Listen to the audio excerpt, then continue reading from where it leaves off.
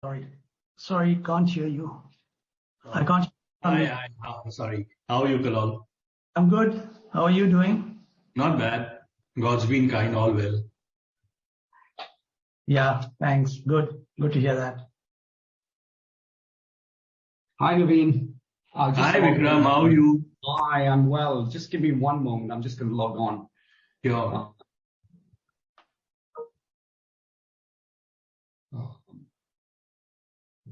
Add to what I need to price. I have a link. Is this the link? Yeah.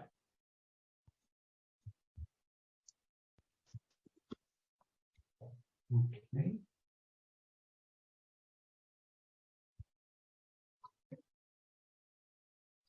So you need to, Naveen. Kalal, I made you the co-host. Okay. So I'll you'll be just able see to if I can share the screen 1 minute. Sure.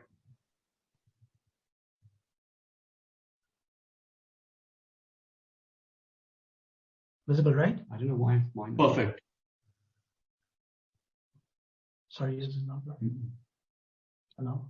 Yeah, I pressed that. Not speaking, it's not coming. No.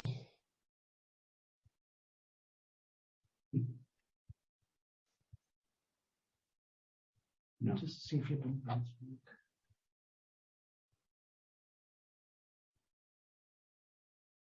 Okay. Kalal, you want to share the screen once we start the call? Yeah, sure. So once the, yeah. So I'll Okay, one of you will have to keep the keep it on mute. Yeah. Hi, Vikram. You're on mute.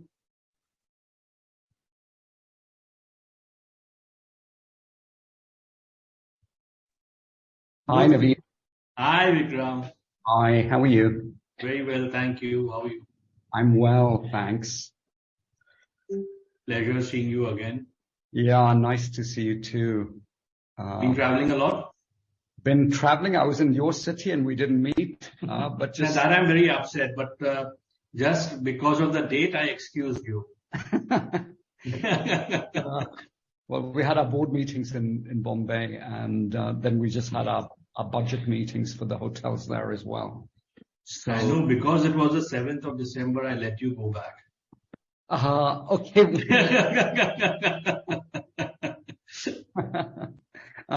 But have you been all well? All well, all well. Thank you very much. Good. I'm glad to hear that. Okay. Friends, we'll start in a couple of minutes as I'm expecting a few more participants to log in. So just give us 2 more minutes.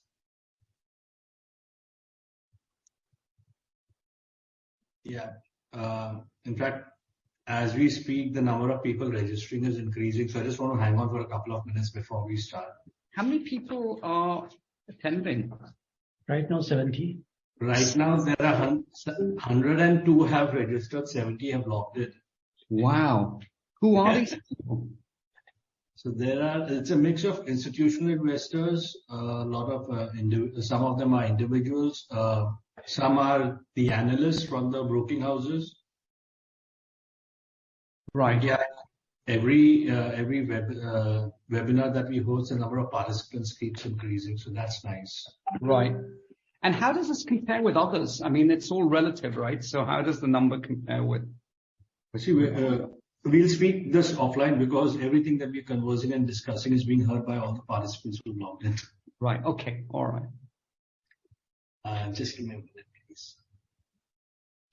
If you're good, we can start. Sure. Kalal, are we good to start? Yeah, sure. Okay. And maybe this meeting is being recorded. Straight to the presentation. Sure. Good day, ladies and gentlemen. On behalf of EIH Limited and SKP Securities, it's my pleasure to welcome you to EIH Limited's Q3 FY23 earnings webinar. We have with us Mr. Vikram Oberoi, MD and CEO, and Mr. Kalal Kundu, CFO. All participant lines have been muted. This meeting is being recorded for compliance reasons, and during the course of the discussion, there may be certain forward-looking statements, which must be viewed in conjunction with the risk that the company faces. We'll have the opening remarks and a presentation by the management, followed by a Q&A session. Thank you, and over to you, Mr. Oberoi. Good afternoon, everyone, and welcome. I'll just quickly touch a few important points. As a company, starting with our founder, we've always focused on our guests, and our guests continue to be our primary focus. We measure guest satisfaction using Net Promoter Score, and fortunately, we continue to deliver high levels of personalized care and attention, for which I would like to thank our colleagues. As a result of the loyalty we have from our guests, in all our locations, or virtually all our locations, we are well above on RGI, we exceed market share. And since pre-pandemic levels, that has grown further, and Kallol will talk a little bit about that, and margins, et cetera, in the presentation that he'll make. In most locations also, at least as far as Oberoi Hotels is concerned, we're SDR1. So not only have we increased our market share over our comp set, but we also ranked 1 on SDR. With that, I think or maybe last thing I'll say is Q3 has been a very good quarter for the industry and equally for us, and Kallol will cover that in his presentation as well. So I will pass it on to Kallol to make the presentation, and then we'll be happy to answer any questions that you have. Thank you. Thank you, Vikram, and good afternoon to all of you. It's a pleasure to be back. I hope my screen is visible and I'm clearly audible.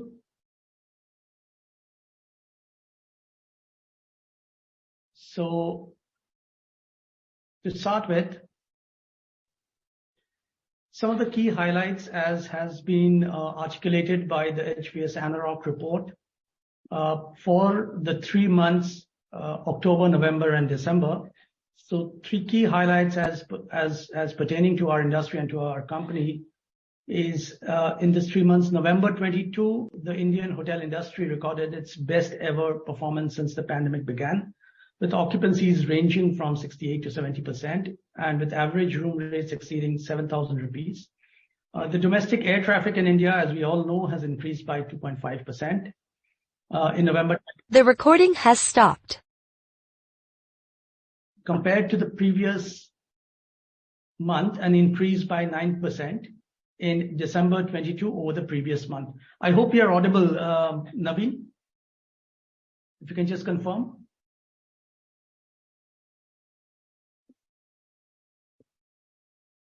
Sorry, I'm not sure if we are audible and visible.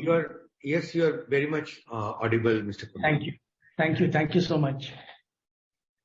So Mumbai was the market leader in November 22 and December 22 with This meeting is being 80%. recorded. We have some good news to share here. With respect to the hospitality industry, EIH has performed really well. We've measured this through 2 parameters. One is the relative RevPAR growth of EIH as compared to industry. So as you can see here, the industry grew by between 3 to 4% versus pre-pandemic levels in October, 1 to 3% against pre-pandemic levels in November, and 12 to 14% in December. Vis-a-vis these numbers, EIH domestic hotels have grown by the RevPAR of EIH domestic hotels have grown by 19% in October pre-pandemic versus pre-pandemic, 17% versus November, and 34% in December versus the pre-pandemic levels. The other interesting thing to note here is if we were to consider the top 5 hospitality companies in India by market cap, which as on 31st December totaled to about 75,000 crores, the median PAT margin after exceptional items, and this is for consolidated accounts, was 20.8%. The average in Q3 was 15.9%, and EIH is the highest at 24.9% in this comp set of 5 companies that I just mentioned in terms of market capitalization. The same trend is visible in the 9 months, where the median is 13.1, the average is 12.2, and EIH is 17.2%. Again, this is PAT margin excluding exceptional items, and this is for consolidated accounts.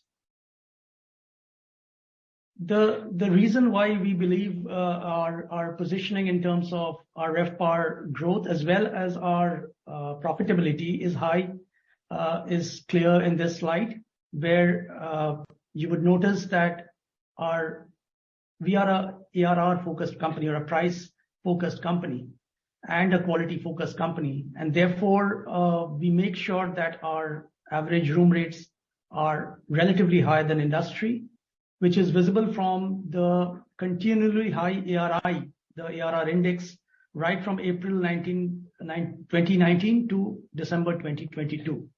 So this is essentially the orange line. The market penetration index, which is a ratio of the occupancy of EIH domestic hotels or the Oberoi domestic hotels versus the competition, may be lower, but that doesn't really matter to us, because as a result of the high ARR, we continue to have a high RGI, which is consistently above 100, except the single month of June 2020, since the period April 19 and up to December 2022. This clearly shows our focus on rates is yielding, and this is actually making us the most profitable company. As we move on, just to remind everybody that we were voted as the best hotel brand in the world at the Travel and Leisure World's Best Award 2022, and even the previous one we were voted the best. So in terms of quality, in terms of readers' preferences, also we continue to be number one. From a balance sheet perspective, I think we have a strong foundation. As you can see, and this strong foundation is only strengthened over the quarters. Going from December 19 up to December 22, our balance sheet strength has continued to evolve and improve, with our debt equity ratio now, as on 31st December, is as low as 0.05, with our net debt only at 60 crores. So we are well poised for all growth initiatives that we are going to take, which will ensure that we have adequate internal funds, as well as we have a sufficiently good capacity to borrow if need be. The current ratio is also healthy at 1, which will give a lot of comfort to our creditors as well. The weighted average cost of debt as on 31st December 22 was 7.8%. If you see in terms of financial agility, EBITDA margin has improved from Q3 of FY20 to Q3 of FY22 by 4 percentage points, from 33% to 37%. Payroll as a percentage of revenue has come down from 26% to 22% in the same period. And the total expenditure as a percentage of revenue has also come down from 67% to 63% using the same periods. Financial agility is also demonstrated in this chart, where you can see the consumption of provisions, wines and others has gone up by only 2%. Power and fuel has increased only by 3%. Repairs and maintenance has increased by 26%, but that is primarily because as a company, we believe that it's important for us to ensure that our upkeep of hotels is absolutely in pristine condition. Administrative expenses have also grown by 17%. Payroll and related expenses have grown by only 1% this quarter. So overall, the total expenditure has grown by 10% when compared to Q3 of FY20, whereas the revenue has grown by 17%. So definitely, I think the operational efficiencies that we achieved during COVID is kicking in. Q3 performance, as Vikram highlighted, has been stellar.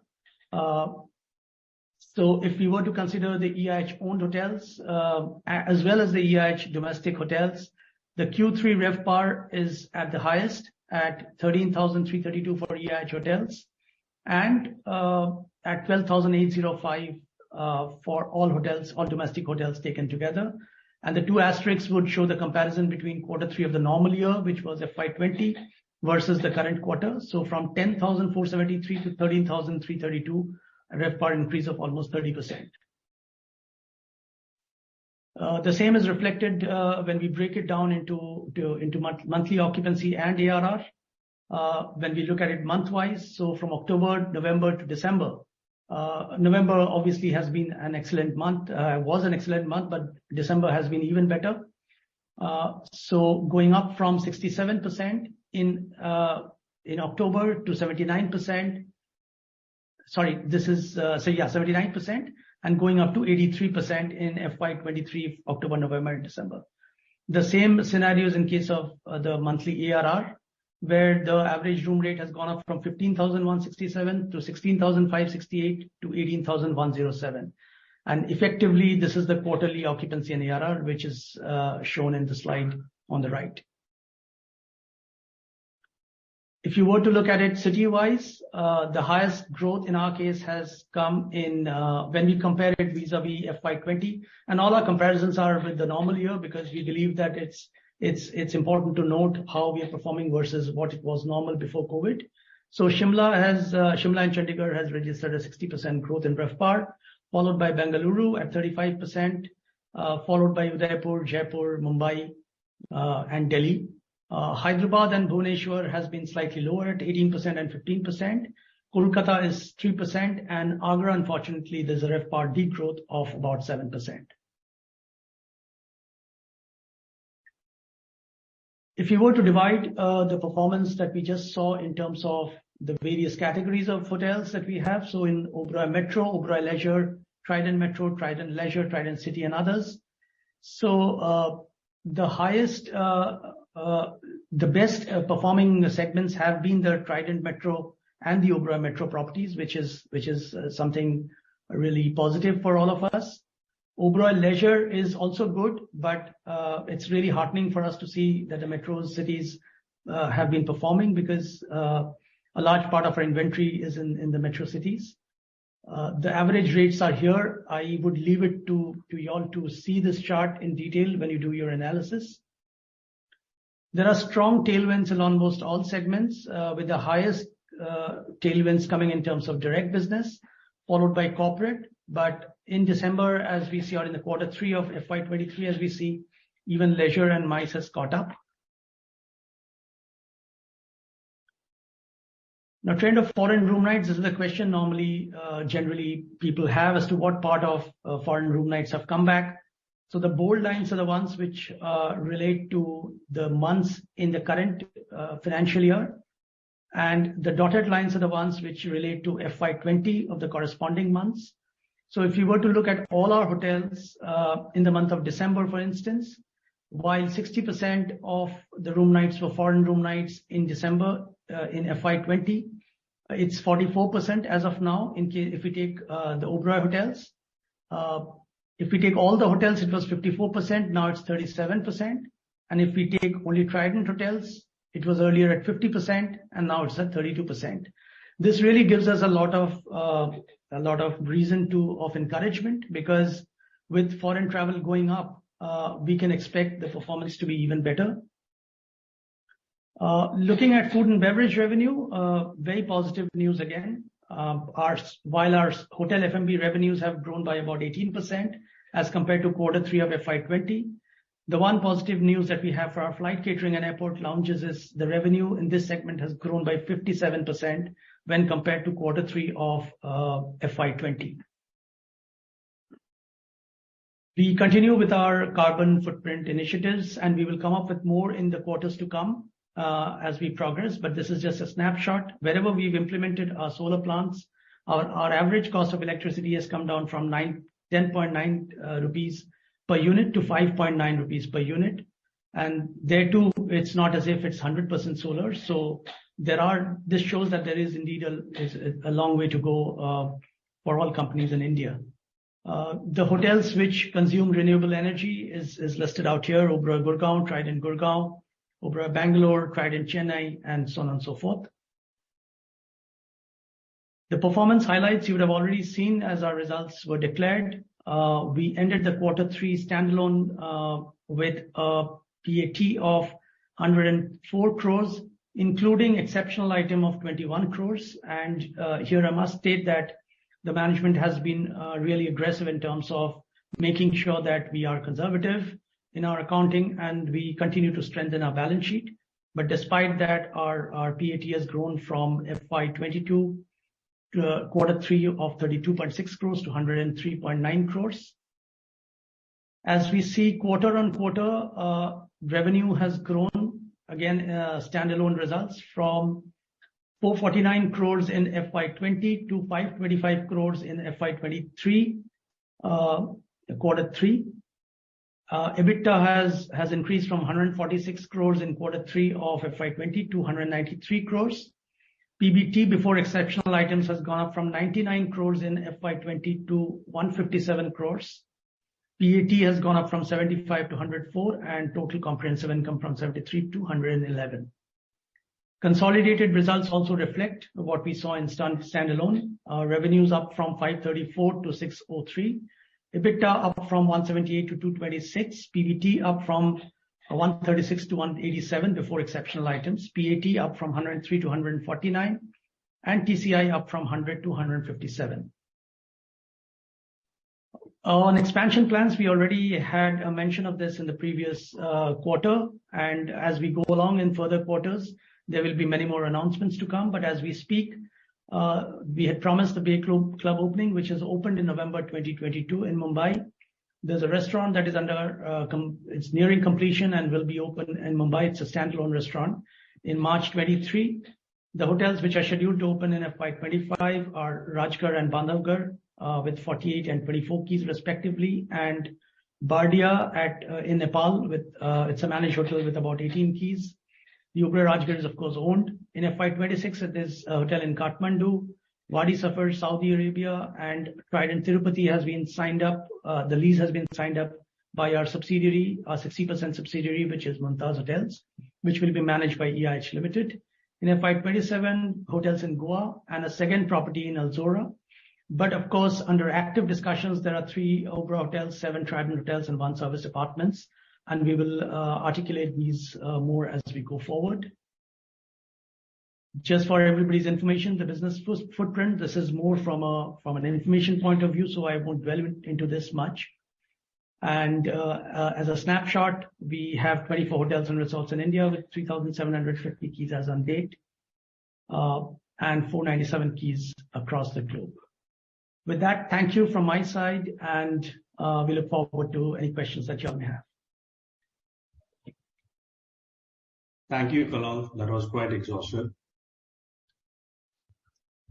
We'll just wait for a couple of minutes and we can start our Q&A session thereafter.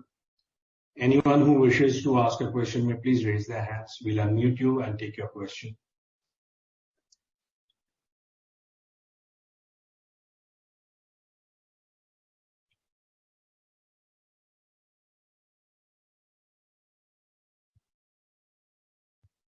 The first question is from Taran Agrawal. Taran, please go ahead. Hi, good afternoon and congratulations for a stellar performance and a rather elaborate presentation. Just a couple of questions on the trends and how you all are seeing it.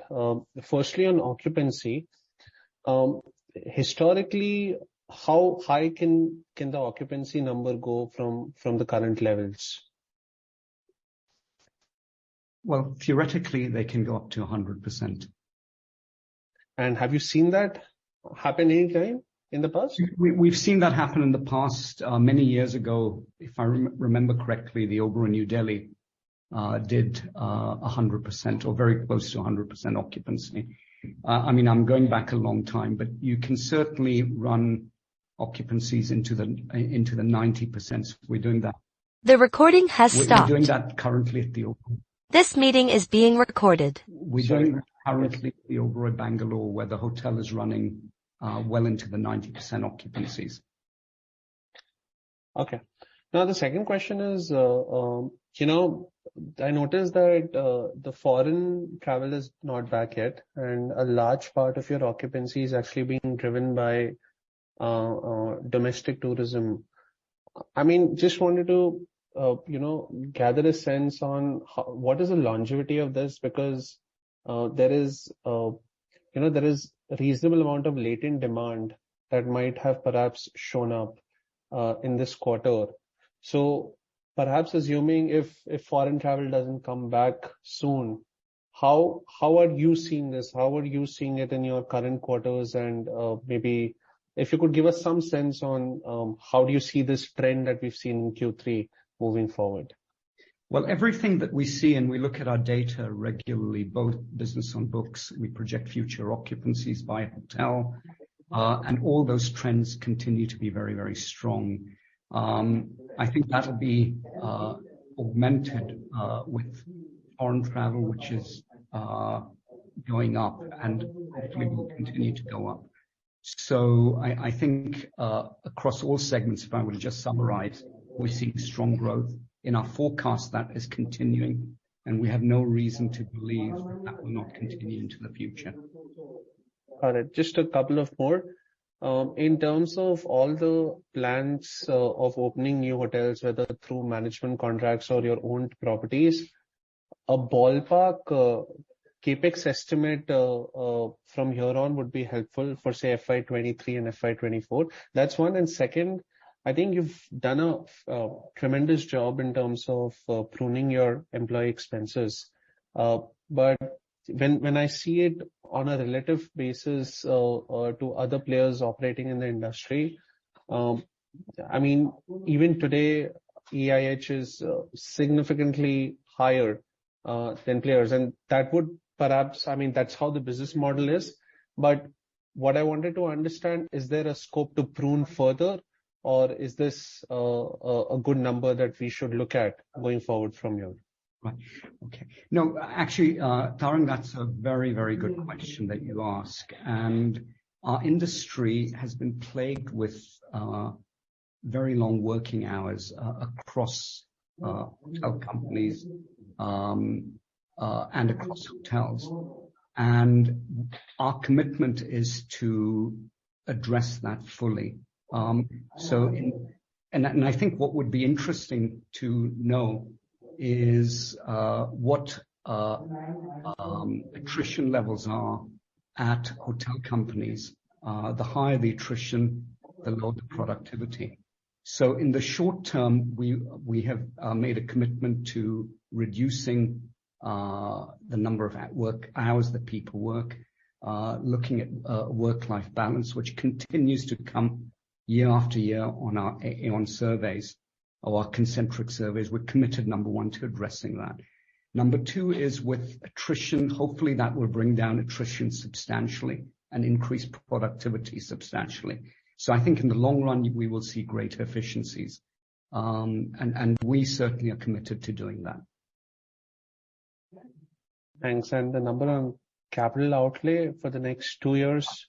I don't have that with me. I don't know if Kallol has that readily available, but we can certainly include that going forward. I think, Tarang, I would rather refrain from discussing capex at this stage, because we are just completing our budgeting exercise as we go along.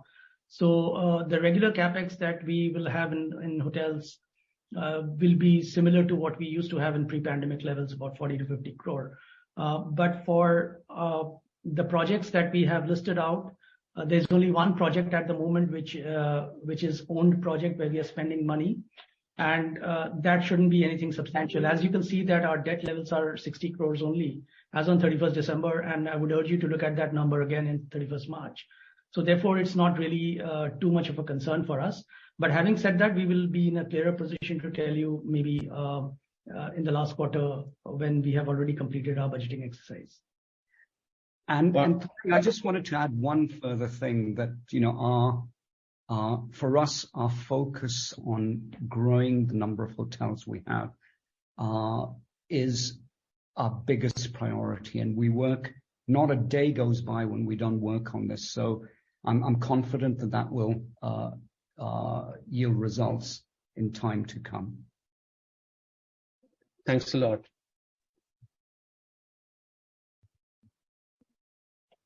The next question is from Saket Kapoor. Saket, please go ahead. Namaskar, sir, and thank you for this opportunity. Sir, firstly, just as you concluded to the earlier participant that, sir, I'm audible to you? Yes, sir, absolutely. Yeah, yes, sir. Sir, as you have just answered the earlier participant, that you are always in the foray to increase your count of hotels. So, sir, this being a hugely capital intensive sector, and also the refurbishment and the remodeling, if I may use, for hotels and other restaurants and all, requires a continuous process. So how good is capital allocation in the segment that gives you this understanding that it is always correct to increase your hotel count, sir? Saket, thank you.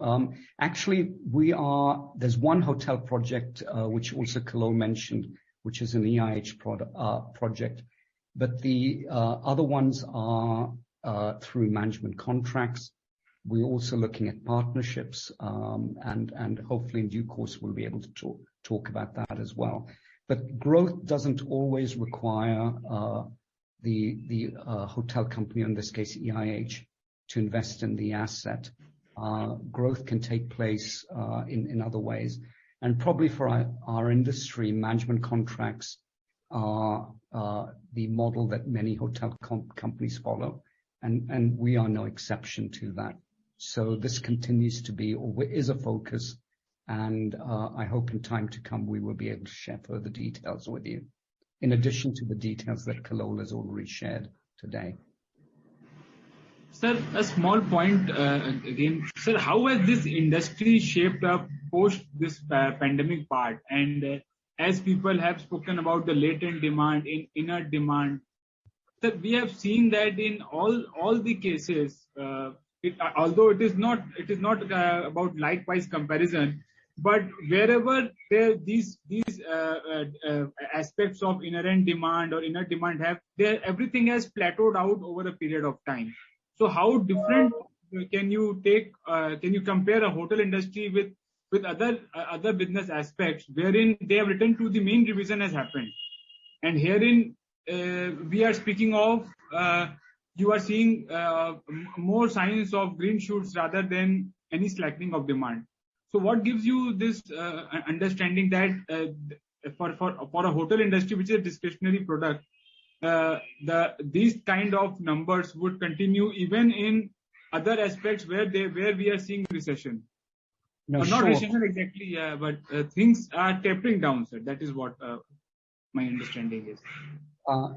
Thanks, okay. So we can only go by what we see, and what we see based on even future reservations is demand continues to be strong. But there are two things that drive our results. One is a growth or demand, but also equally we would like to increase and have been increasing our market share across hotels by location vis-a-vis our competitive set. And our efforts will continue to get a larger share of that pie, whether it is bigger or smaller. But like I said, everything that we look at today suggests the demand will continue to be strong, based on information we have today. And in fact, we have no reason to believe that foreign occupancy will not come back.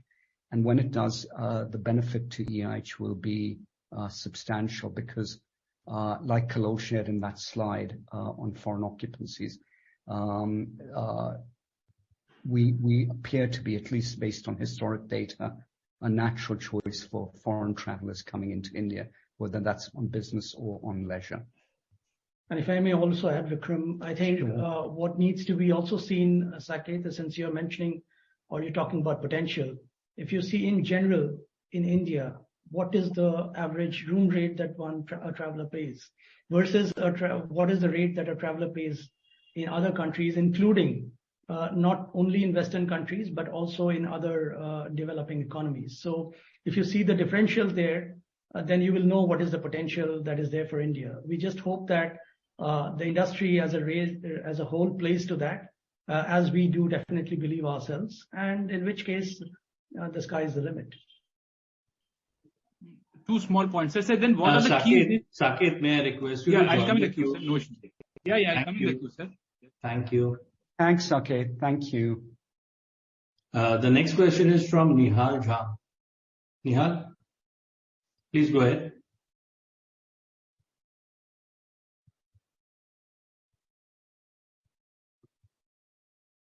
Nihal, please unmute yourself and go ahead, please.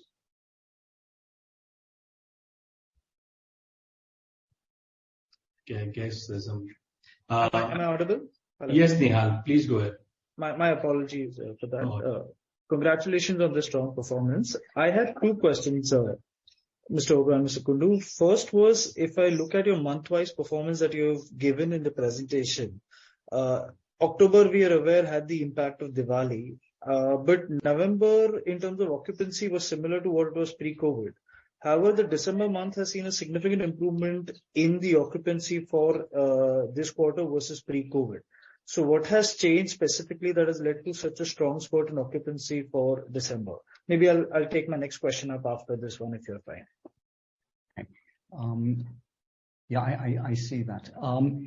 Nihal, I cannot answer that question as I sit here, and I don't want to say anything which is not factually correct.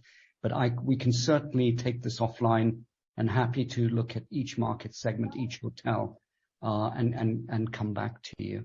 But I would encourage you not only to look at occupancies, but please also look at ARRs and RevPAR. Absolutely. Even on the rate side, I think I see that spurt, but maybe I'll connect offline if you want to have this discussion. Happy to do that. The second question was on the foreign tourist data that you share. Appreciate you giving that disclosure. Just as an observation, that as a number has stayed constant for the last few months, while it has seen a strong improvement from the month of April. So any specific reason or reading, and given you have the visibility on business on books, are you expecting that number to significantly improve in the Jan to March quarter? So one area, one market, which is so let me actually take one step back. The US market and the UK market are the two most important markets for us. In terms of foreign travel. In the US market, we've seen a full recovery, in fact, over a full recovery. The UK, unfortunately, we have not seen that. We believe that may be, to a large extent, influenced by all the visa-related issues. You couldn't get e-visas. That has now been resolved. So we hope that we'll see a recovery, and this is despite the issues that sadly the UK faces with its economy. But time will tell, but we believe the UK will recover because it was just very, very difficult to travel from the UK to India. And those are our two most important foreign markets. Got it. Could I take up one more question, or I can come back in the queue? Please go ahead. Thank you so much. Just on the mix of business that you've given, corporate seems to be slightly lower versus pre-COVID, but we've seen an improvement in the direct booking. Have you seen a trend where the increase or there has been a shift in terms of how people are booking? Maybe the corporates are going via the direct route, or still corporate travel is to see full recovery? I think there's probably some overlap between direct and corporate. So I would say what you're saying is correct. To the extent that I'm not entirely sure. But corporate is an important segment. We have good relationships with our corporate clients. We have an active engagement with them. And again, our endeavor will be to, at the right price, get a larger share of this business. May I just add one other thing which is important, is that RFP accounts typically book on base rate. And as occupancies pick up and corporate lead time is short, sometimes you have availability constraints. So please also keep that in mind, that this is materialized room nights, but hotels are running very high occupancies during the week, and sometimes on weekends as well, depending on the location. And therefore, corporate demand may be suppressed because of a lack of availability. Got that. Thank you so much, Mr. Oberoi. Oh, my pleasure. Thank you so much. Thanks, Nihal. The next question is from Vikas Ahuja. Vikas, please go ahead. Yeah, hi. This is Vikas from ITX. Hello. So firstly, congratulations on getting voted as the best hotel brand again. And my first question is related to this only. We are probably one of the best hotel brands in India. And being the best, why don't we have a strong strategy on getting rooms added aggressively through management? Because when I look at your competitors, they are being very aggressive and even getting more aggressive and adding more and more rooms to this management. My first question, and I have a follow-up also. Okay, so to answer your first question, Vikas, number one, you're correct. And number two, we are pursuing this very, very actively, like I said. So that should bear fruit in time to come, and we will be able to share that with you in time to come. But this is a very important area for all of us, and we're working very hard towards that. Yeah, I mean, just one suggestion, if there is any strategy which can be laid out to investors, so it would be very, easy for us for the modeling purpose. Secondly, rates, I assume this quarter will be all-time high or maybe highest since GFC. So my question is regarding the pricing, how sustainable it is. Do you think the supply will catch up fast in maybe next 2-3 years to check on the rise in the rates? Also in October, November, December, we have seen rates rising from 15,000 to 16 to 18. Do we think the 16K kind of average is sustainable in Q4, especially because the marriages were pretty strong, which can, offset some slowdown which is related to corporate bookings? So I had trouble hearing everything you were saying, Vikas, but I heard most of it. And if I were to just summarize, you're saying, will these increase in rates be sustainable in Q4 and possibly beyond that as well? I believe they will be sustainable as far as we're concerned. And if you look at STL, and we look at that data every day, we are well above market on our ARR vis-a-vis our comp set. And that differential, although I can't say with absolute certainty, I don't have the numbers in front of me, is growing even bigger. And certainly what I can say with confidence is between pre-COVID and now, it absolutely has grown. So we continue to focus on rates. We believe we have a differentiated product that guests are willing to pay a premium for. And they're willing to pay a premium for the service, the care, the personalized attention, and generally the upkeep of our hotels.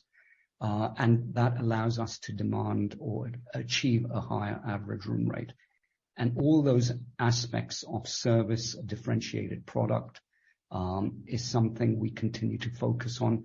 The last thing we want to do is compete on price, because then there's no end to it. It's really a commoditized product. And if you're a commoditized product, your margins over a period of time get squeezed. That is not the area we want to play in. We believe we give our guests a great experience. And based on that, they, number one, appreciate that, value that, and are willing to pay a premium for that.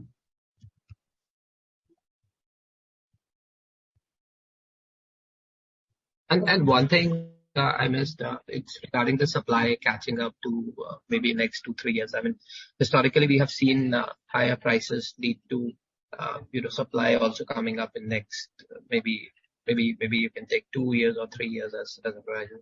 Are we seeing that trend also coming up? And I also have a follow-up, but I'll go back to the queue and maybe have other participants ask. So I'm sure, the hotel industry hasn't seen much increase in supply recently. There was a big spurt after the boom in 2006. Hotels are long lead times for development, but I'm hoping that prices remain high, not only for us, but for others. That leads to further development of hotels. The more quality hotels they are, the better it is for the industry. Both will also stimulate demand. I believe that's a good thing. Thank you.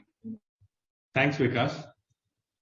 The next question is from Sumant Kumar. Sumant, please go ahead.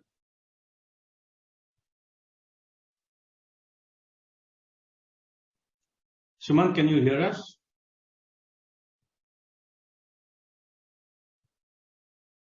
I guess there's some issue. Let's take the next question from Rajiv Bharti. Rajiv, go ahead. Hello. Yeah, Rajiv. Yeah. So my first question is on note 8 in your result sheet, which talks about some property tax levy. Can you clarify what exactly is this? Is there an incremental number also coming through after this quarter? No, that will be the final number. This was property tax related to Bombay. I'll maybe request Claude to explain this in detail with numbers if we have that with us, so we can give you further information on that. But this was a one-time, there was a legal case. This went to the Supreme Court. As a result of that, hotels and others saw a substantial rise in property tax. Claude, do you want to explain that further?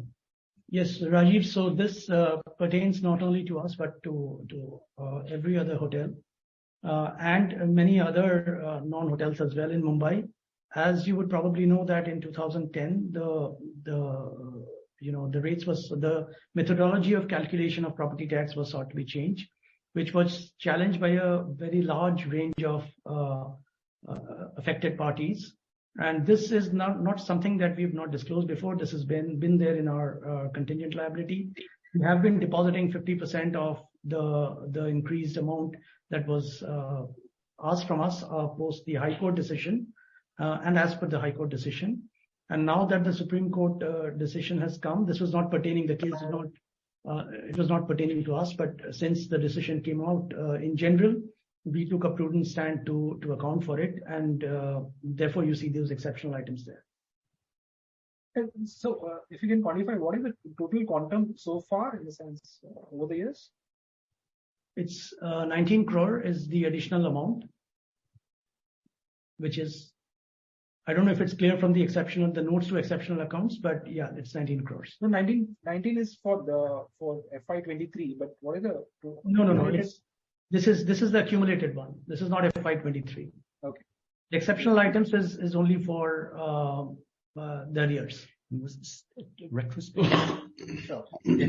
And secondly, in terms of your subsidiary performance, so if I simply do C minus S, there is a degrowth in the subsidiaries. So which particular subsidiary is basically causing this on a 3-year basis? You're looking at degrowth and on which parameter, Rajiv?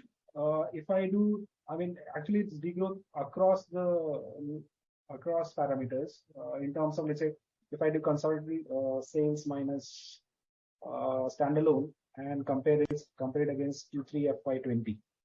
Yeah. So, well, I'll start with the PAT first. The PAT would be on account of Mashobra, where you would recall that in the last quarter there were exceptional items in terms of the judgment that we had received. But in terms of revenue, our subsidiaries, generally Mumtaz and Mashobra, have done well. It is international, which is just picking up because hotels, as they've started, opening up during the course of the year, as with other chains as well. It is international, which is really, which needs really to perform as good as India is. Safe to assume, is it bulk of it is Indonesia? Yeah. So our own properties are Indonesia and the 2 hotels in Indonesia. and Mauritius is a joint venture. And also on the consolidated accounts, you'll see the share of profits coming in from our other hotels such as Marrakesh and Salashish. Sure. That's all on my side. Thanks a lot, sir. Thank you. Thanks, Rajiv. We once again try to take Sumant Kumar. Sumant, please go ahead. Yeah, thank you so much. Hi, Kalol. Hi, Sumant. Hi, Vikram. Hi, Sumant. How are you? I'm good, sir. I'm glad. Yeah. So my question is regarding a corporate rate hike currently we have taken, and also the demand side of corporate. We have seen a good improvement in Q3, but how you have seen in the month of say Jan and Feb, and considering some slowdown in the corporate earnings, do you think that the current mix of corporate in total booking is going to sustain? And also the direct booking, we have seen a significantly improved in this quarter. So do you think this mix is going to sustain going forward? Can we talk about future? Is it okay? Or not really. Not really. So, Sumant, as you know, we don't give guidances, but you can give, I mean, if there are trends that we wish to discuss, that certainly. Yeah. So I'm not sure, Sumant, how to answer your question. The first point I'd like to just mention is that some of corporate business, as occupancies fill up, does trickle into direct. And corporate demand is strong. At least I'm not aware of any event that is causing that to change. So I don't know if I have given you enough information to answer your question. Okay, so any price, can you talk about the price increase in the recent month we have taken for a corporate side, or negotiation, what we have done? And again, can we talk about price increases? Yeah, so the ones that we have done, Sumant, is roughly between, we've mentioned this before, it's roughly between 10 to 15% that have already been contracted, but there are quite a few contracts yet to happen. And the industry is talking about dynamic price for negotiation going forward. Few hoteliers has indicated they are going for dynamic price negotiation. So can you talk about your side, how you think it is going to work out going forward? So Sumant, if you heard Mr. Vikram Obra, he already mentioned earlier on that the contracting happens for corporates only for the base category rooms. So the balance part of the demand obviously comes automatically under the dynamic pricing, because if corporates want to travel, or if somebody wants to travel and the base category of rooms is not available at the contracted rate, then the next obvious thing to do is to book at the next higher category at the bar rate, which is available, on different channels. Okay. So even if it's not consciously done, it will automatically happen. And then lastly, can you talk about the mix of the in the corporate side, the larger corporate and mid-level and the smaller level, the new upcoming new industry is going to contribute more to hotel side, because the larger corporate contribution to the hotel industry is going to reduce. The new age technology is going to contribute more. So your price negotiation is higher side. Sumant, I don't know if it would be right for me to talk about which sectors we're looking at, and because that would be information that we'd like to keep to ourselves on where our focus is just strategically for our corporate clients and across segments. So I hope you understand that. Okay. Thank you so much, sir. My pleasure. Thank you so much. Thank you, Sumant. We'll take the next question from Swanik Patwa. Swanik, please go ahead.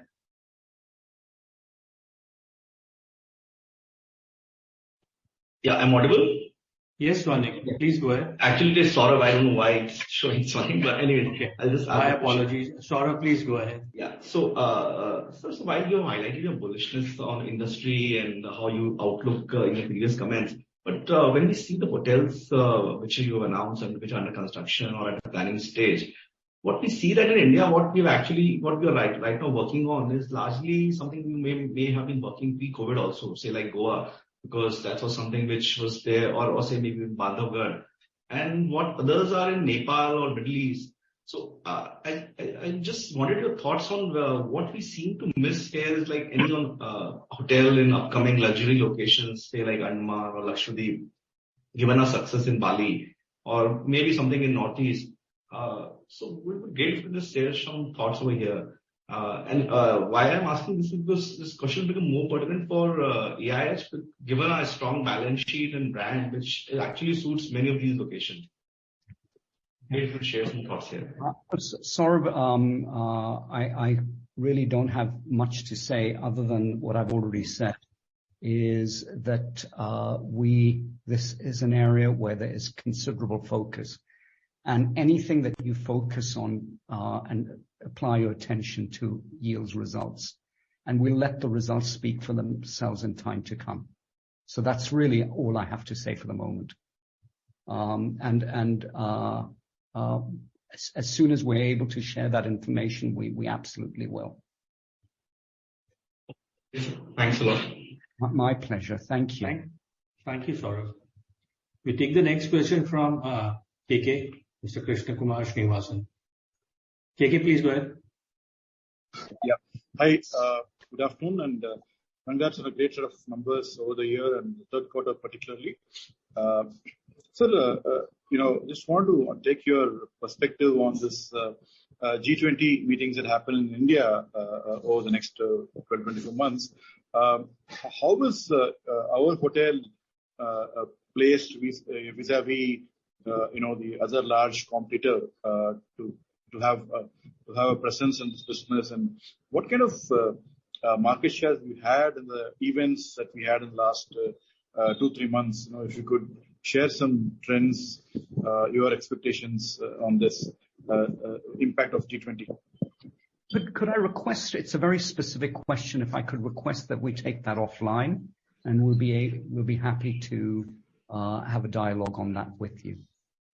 Okay. Fine, sir. Thank you very much. Thank you so much. KK, I'll coordinate a one-on-one call with sure. Salon, and we can take it offline. Thank you. Thanks, KK. We'll take the next question from Jinesh Joshi. Jinesh, please go ahead.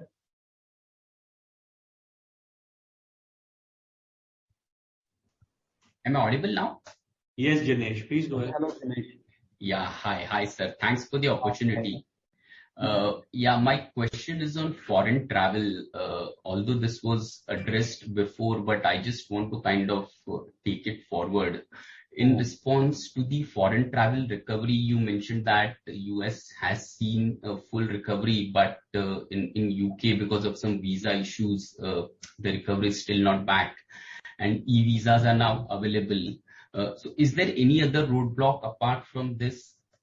That is question one. And secondly, if I break down the foreign travel recovery in business and leisure, where are we currently vis-a-vis pre-COVID levels, and how long will it take for the foreign travel to be back to the pre-pandemic levels? So this is my first question.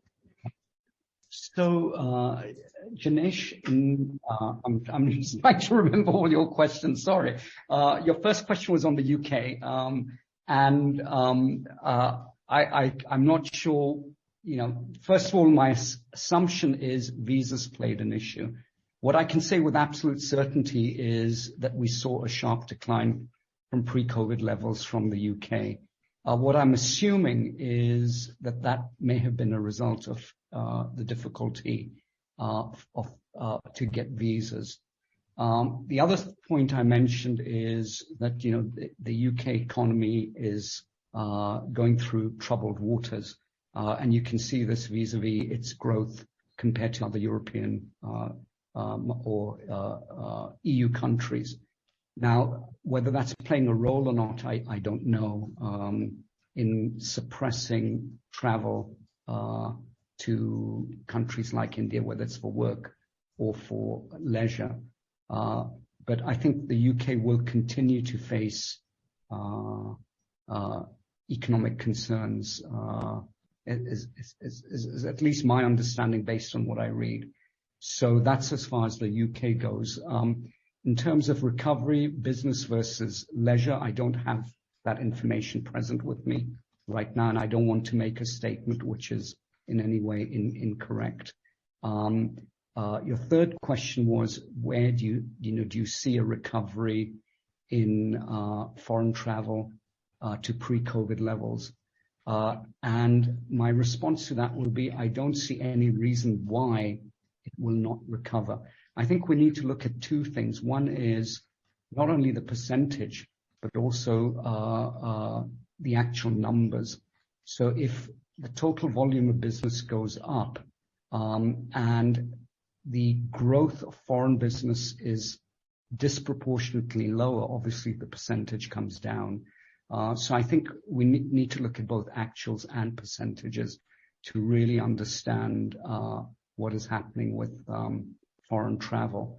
But at least from my point of view, and this is personal to me, I believe foreign travel will continue to recover, and we'll see an upward trend in room nights generated from foreign travel in time to come. That's my personal point of view.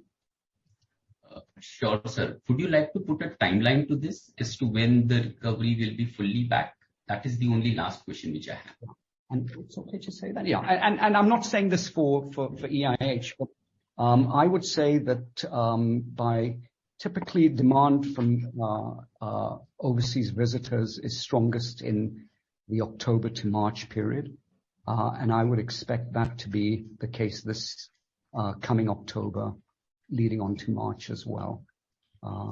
So that's how at least I see it. Sure, sir. Thank you so much. Thank you very much.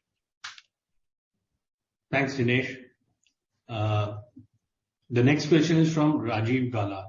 Rajiv, before we take your question, request the participants to keep their questions short and limit themselves to 2 questions, as you're just running out of time. Thanks. Rajiv, go ahead, please.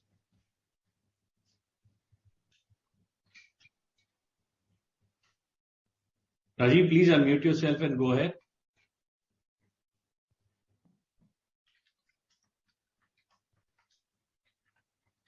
Audible?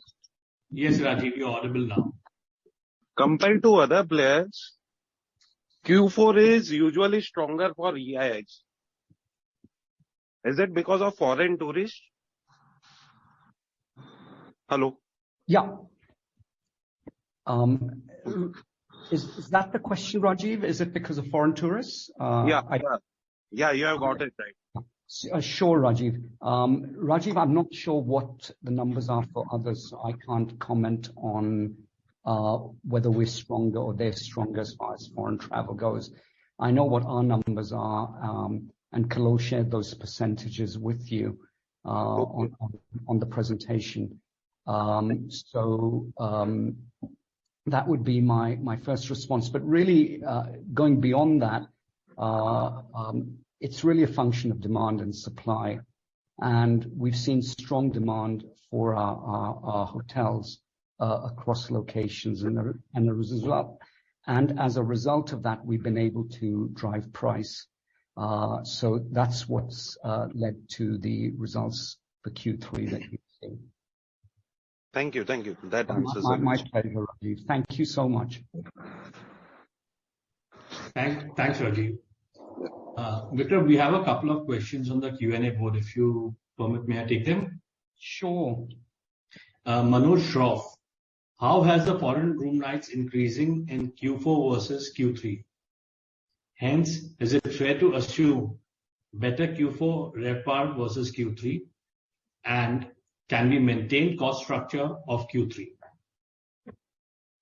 Well, cost structures are uniform. So whatever had to be factored in has been factored in, but we won't like to make a forward-looking statement on Q4 foreign arrivals. Another one is from Bhaktawar Lari. What, according to your assessment, is the ballpark expense in % of incorporating green practices in operations, apart from green structures at EIH? maybe. That's a complicated question to answer. Too many questions in one question. Maybe just take the solar. You shared that our prices have come down per unit from 9 to 5 or 10 to 5. 10.9 to 5.9. But really speaking, the initiatives are being planned out as we speak. And we have a whole year in front of us. You'll find a lot of that being reported in the BRSR, which becomes mandatory from April. So I think to answer that in a short call will be very, very difficult.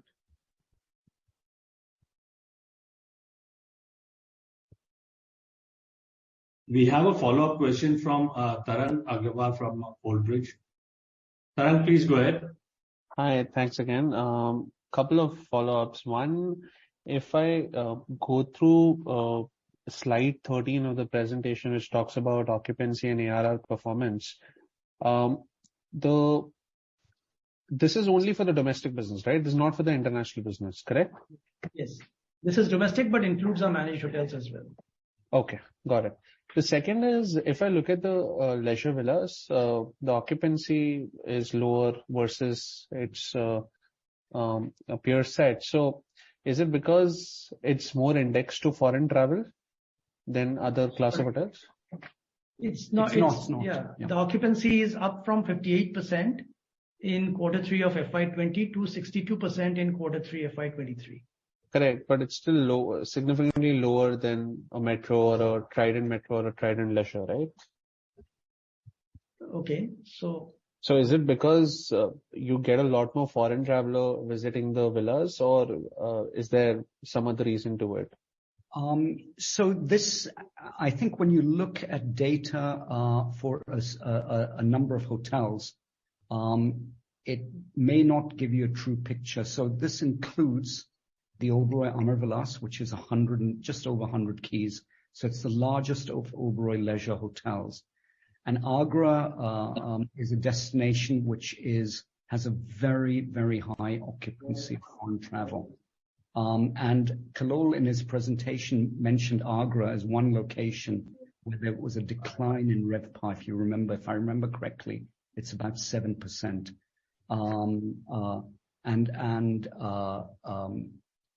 Amarvilas is extremely dependent on foreign travel. In pre-COVID, this would be, if my memory serves me correctly, as well as 80% of total arrivals at the hotel.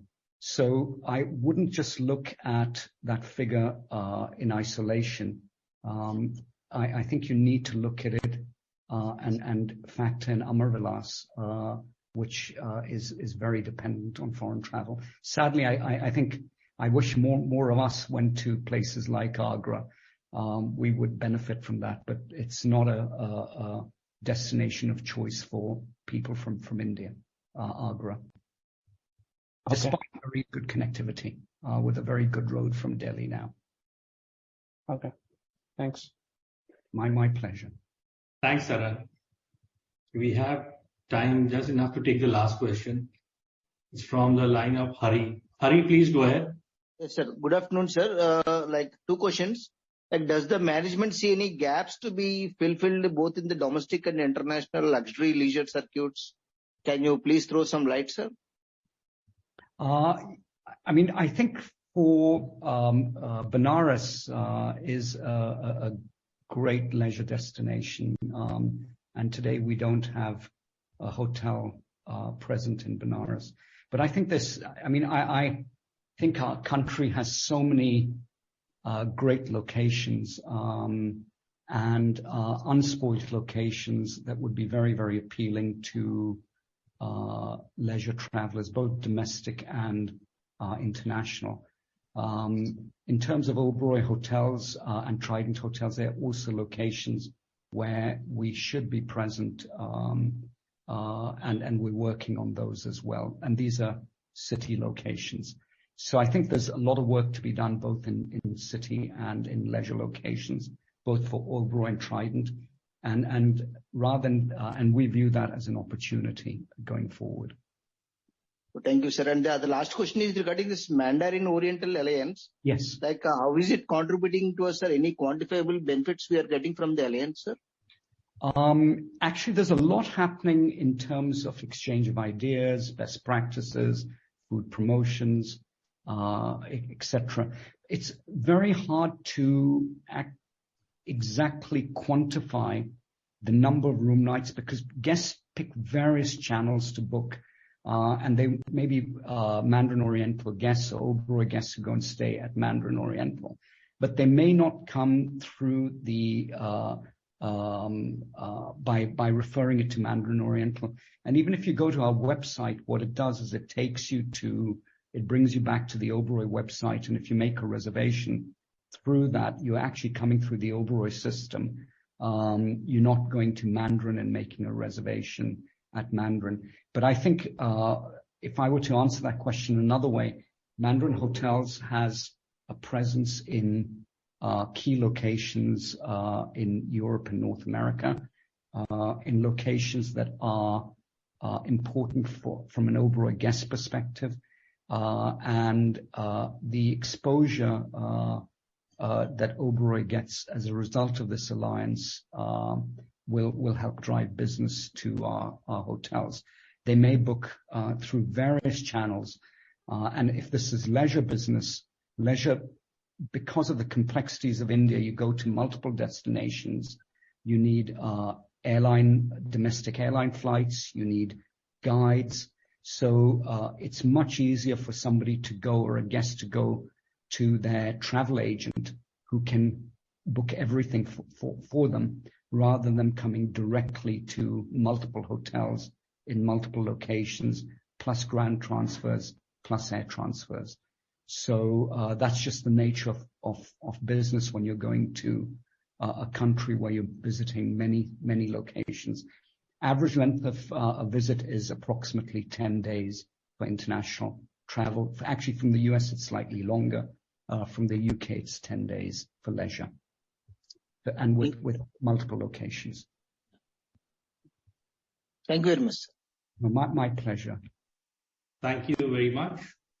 That was the last question. And before I hand over the call back to Vikram, I'd like to congratulate Vikram, Kalol, and their team on once again being awarded the best brand. Over to you, Vikram.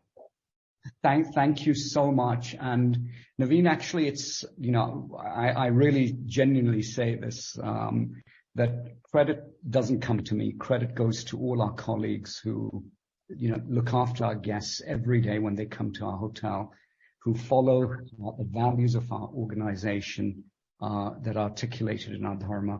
They're really the true heroes. Our job is to give them the support they need and help them to flourish. So if anybody deserves credit, they do more than any one of us at corporate office. They are true heroes. And we thank them for doing this day in and day out with our guests and also supporting each other. It's very important that we have people who enjoy what they do. If you enjoy what you do it well. So the culture we try and create within the organization and at our hotels is one where we hope people really enjoy what they're doing and therefore make a meaningful difference. Thank you very much, Vikram. Kalol, you wanted to add something? No, I just wanted to add that finally, it's the questions that we used to hear in earlier analyst calls of whether rates are going to go up. So we hope we've been able to answer some of those this time, and obviously going forward. And as I said that this is only green shoots, because if you look at the number of tourist arrivals into India, that is far less than other countries. So there's a lot of potential there. The rates that is currently that prevails in India is way less than what it is in other countries. So we do have reason for optimism to believe that India as a country should move much ahead in the times to come. Thank you. And maybe I'll just add one more thing to what Kalol said. Is hotels in India are actually relative to whether it's the developing world, whether it's the Middle East, whether it's Europe, are significantly cheaper. To get a quality of hotel that you get in India in the luxury segment is at a fraction of the cost of what it would be elsewhere. And, if you go to a city like London or New York, and I'm not saying we're at London and New York, and you stay at a leading luxury hotel there, you'll be paying upwards of, in New York, upwards of $1,200 to $1,400 a night. And in London, you'll be paying upwards of £1,200 to £1,400 a night. We are really, really good value. And I hope all of us, whether it's us or it's our competitors, give our guests an incredible experience that is hard to replicate in other markets. I think there's significant upside on ARR, and I hope we all benefit from that. Thank you very much, Vikram. It's always a pleasure hosting you and Concall, and we look forward to hosting you for your future interactions with investors and institutions. Thank you very much, ladies and gentlemen, and have a lovely day. Thank you so much. Thanks, Naveen. Bye-bye. Thanks, Naresh. Bye-bye. My pleasure. Bye-bye. Thank you.